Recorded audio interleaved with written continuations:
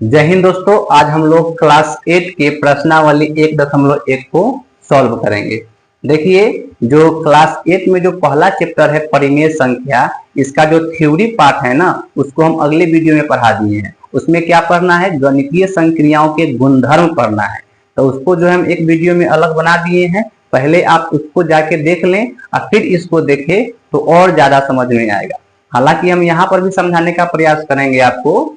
तो देखिए, प्रश्नावली 1.1 में पहला क्वेश्चन क्या पूछा गया है कि निम्नलिखित प्रत्येक में गुणन के अंतर्गत उपयोग किए गए गुणधर्म का नाम लिखिए।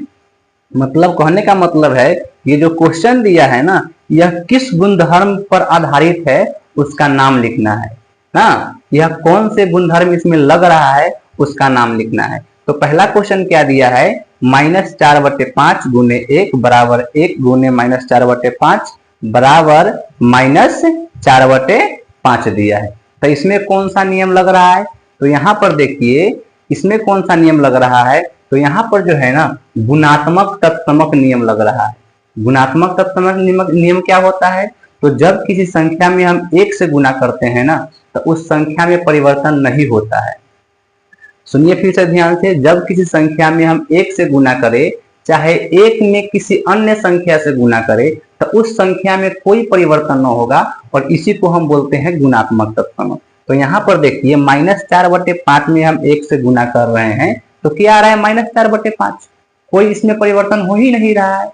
या 1 में हम -4/5 से गुना करेंगे, फिर भी इतना ही आएगा ना, इसमें कोई परिवर्तन नहीं हो रहा है। तो इस नियम को हम क्या बोलेंगे, इस नियम को बोलेंगे हम गुणात्मक तत्समक।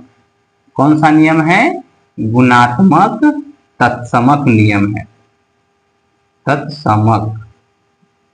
तो पहला समझ गए। अब दूसरा देख, दूसरा में क्या दिया है, दूसरा में दिया है -13/17 गुने -2/7 बराबर -2/7 गुने -13/17।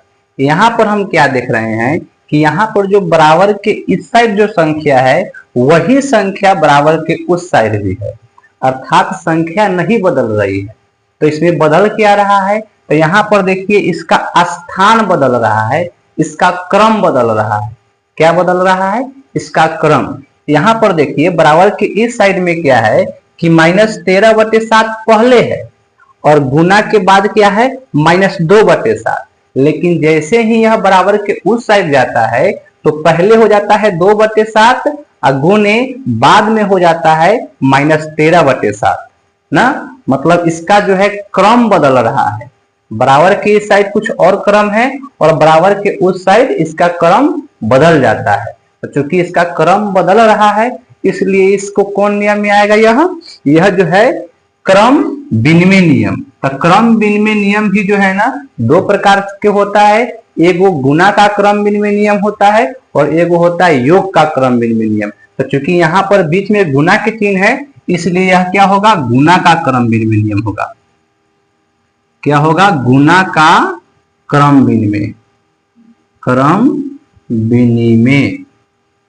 नियम, गुना का क्रम विनिमय नियम होगा। तो दूसरा समझ गए। अब तीसरा देखिए, तीसरा में क्या दिया है, -19/29 गुने 29/-19 बराबर 1। जब इन दोनों को हम आपस में गुना करेंगे, तो इसका मान 1 आएगा। तो इसमें कौन सा नियम लग रहा है, देखिए इसमें जो नियम लग रहा है ना, वह क्या लग रहा है, गुणात्मक प्रतिलोम लग रहा है। कौन सा नियम लग रहा है, गुणात्मक प्रतिलोम।